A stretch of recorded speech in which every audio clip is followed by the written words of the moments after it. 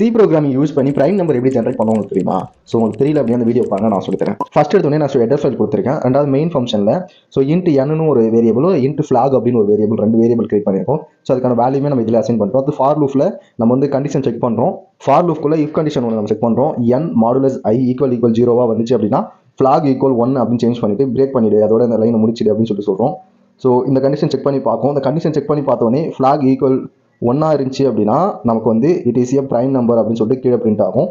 Flag equal 0 அப்படின்னு இருந்துச்சு அப்படின்னா நாட் ஏ பிரைம் நம்பர் அப்படின்னு சொல்லிட்டு பிரிண்ட் ஆகும். இது ஒரு பிரைம் நம்பர் ஜென்ரேஷன் பண்ணுறதுக்கான ப்ரோக்ராம். ஸோ இந்த ப்ரோக்ராமில் நம்ம வந்து வேல்யூஸை டிஃபால்ட்டாக 91 அப்படின்னு சொல்லிட்டு கொடுத்துட்டோம். ஸோ நீங்கள் வந்து யூசர் ஒரு வேல்யூவை இன்புட் கொடுத்தா அது என்ன வேல்யூ வேணால் கொடுக்கலாம். யூசர் 10 கொடுக்கலாம், 20 கொடுக்கலாம், என்ன வேல்யூ வேணால் கொடுக்கலாம். ஸோ என்ன வேல்யூ கொடுத்தாலும் அது பிரைம் நம்பரா இல்லையா அப்படின்றத செக் பண்ணி சொல்கிற மாதிரி ப்ரோக்ராம் பண்ணுங்க.